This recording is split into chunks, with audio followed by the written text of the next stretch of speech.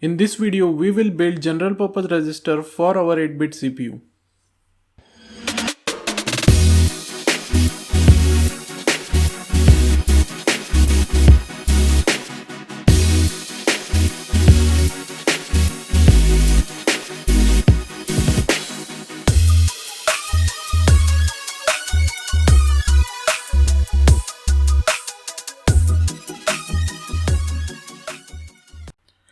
Welcome back to the channel, guys. So in the last video we built program counter for our 8-bit CPU. In this video we are going to build general purpose register. For all the new viewers, this is the fourth video in the series 8-bit CPU on FPGA. So I recommend that you go back and watch all previous 3 videos and then continue watching this video. So without wasting any time, let's get started.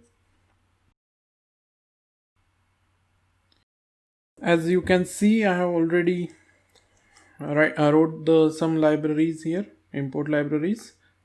We will make our register entity.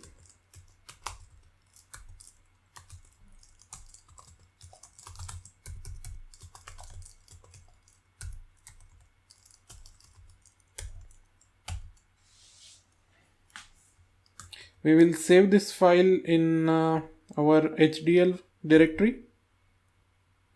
We will call this file register.vhd. So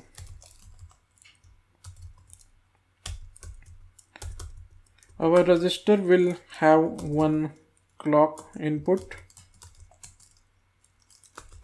of type standard logic. It will have one reset input of same type. It will have one output enable signal.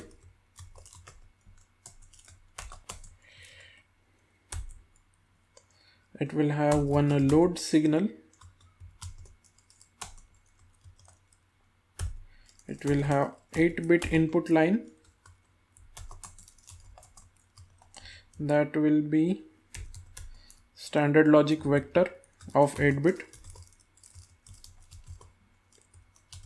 So 7 down to 0.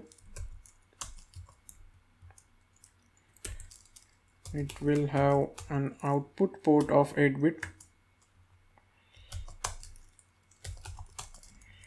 That will be standard logic vector as well. And it will have an additional output port which will connect to ALU directly.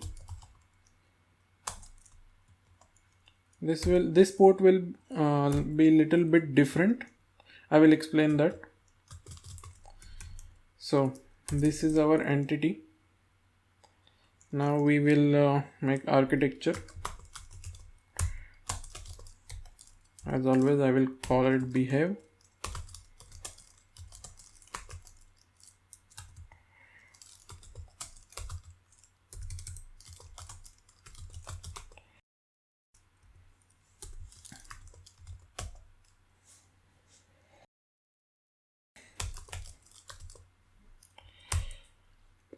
Let's start to write the logic.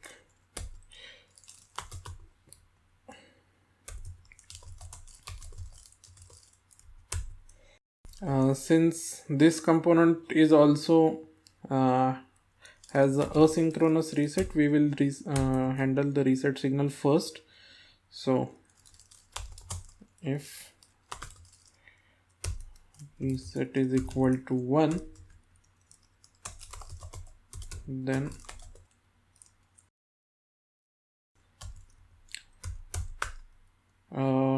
yes, we will need to define a signal which will store our value, 8-bit value. This will be standard logic vector of 8-bit. Its default value will be high impedance. So yeah,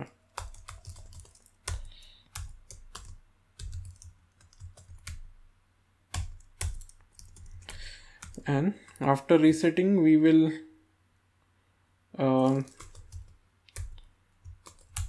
assign the same high impedance value.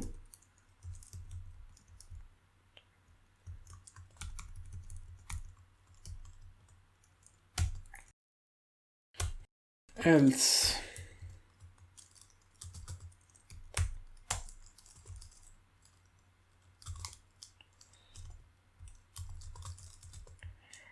if rising on a rising edge of clock,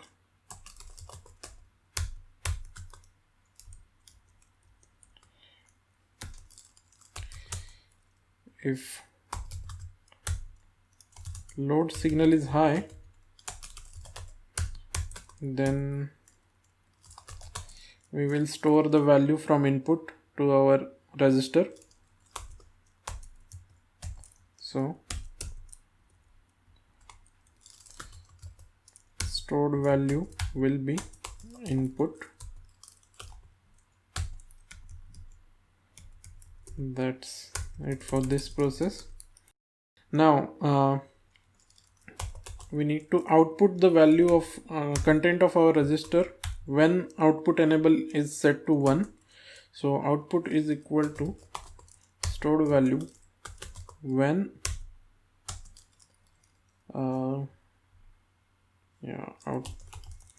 output enable equal to 1,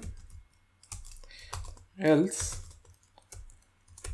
we will set the output value to high impedance value. So I'm just going to copy this here.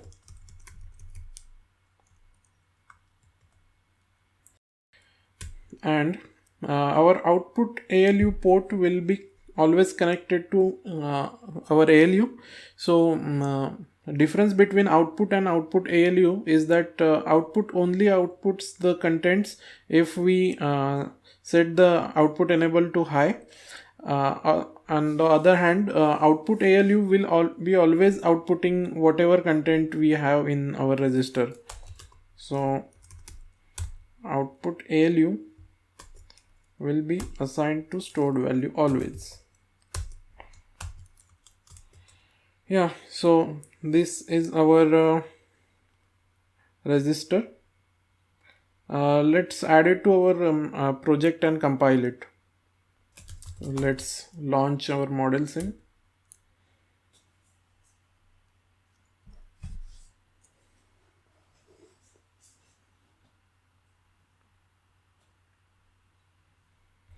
So let's add our file to the project.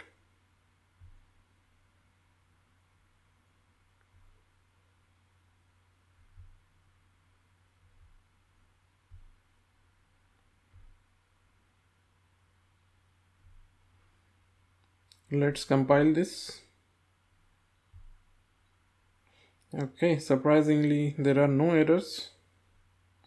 So let's start to make our test bench. I'm not going to make this test bench from scratch.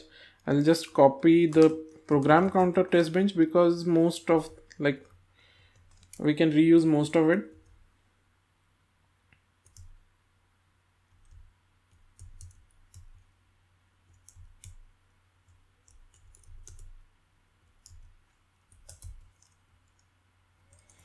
Just remember to change the entity name.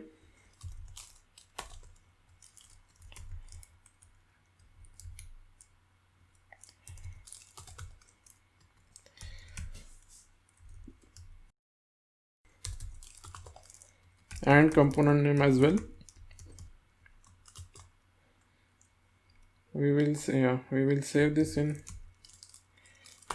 register testbench.vhd, and we will save this in a test bench directory. So we need to copy the port entity.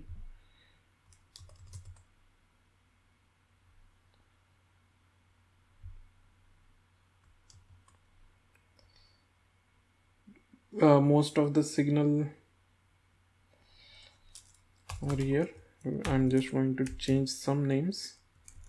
Input signal, output signal, and both input and output are 8-bit wide for program counter, those were 4-bit wide, so remember to change that. We need 2 signals for output, so output ALU signal. Let's rewrite this.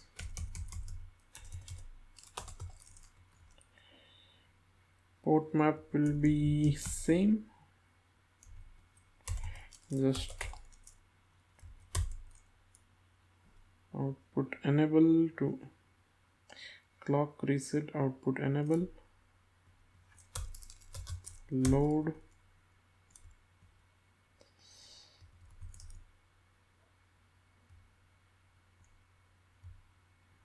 and we have to add our last port, output to ALU, to output ALU signal. That's it. We will keep this clock process as is because we need clock signal here as well. So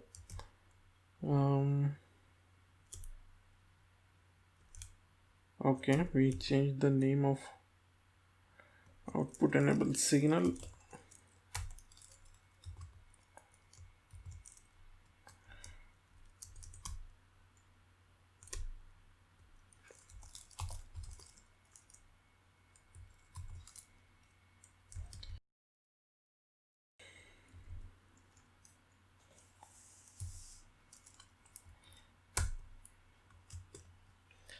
So now we will set some value to input. So input signal, assign some value. I'm going to assign 22 in hexadecimal, that is 0010 0010. And then we need, if we want to load this value, we need to make load signal high. Then we will wait for a clock cycle. Make load signal low again.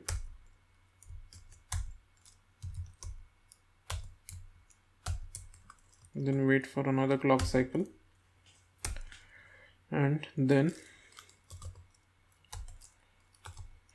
we will make output enable signal high. So our value, whatever stored in our register, will be put on output line, and we can see that. So yeah, this is our test bench. Let's save and add this test bench to our ModelSim simulation.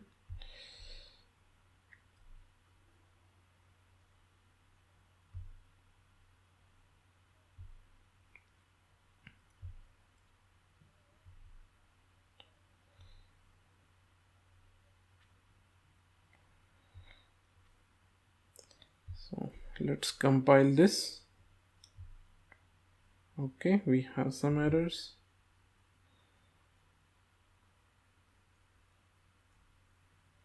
Okay, I think I know what this is. Yes, our object name should be something different.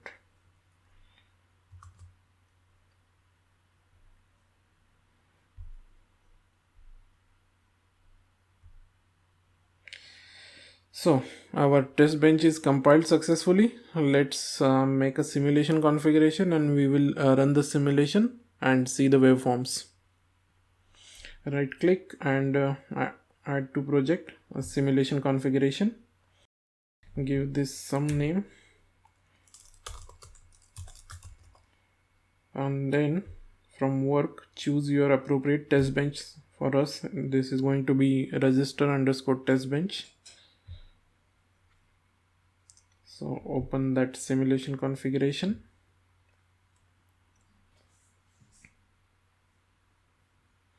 We can see our register 1 object here, so click on that and then select all the signals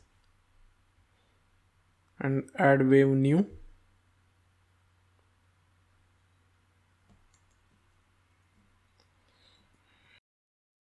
Now we will run this for 1 microsecond, so that would be enough for us to see the results. So if we zoom in into this, we can see here that as soon as our load goes high, whatever value on inputs line is put in is stored into a register, and then as soon as that value is put in, that is reflected on output ALU signal, because that output ALU port always reflects whatever is stored in our register. And then when we set the output enable high, we get the output on our output port. So otherwise output port stays in a high impedance state.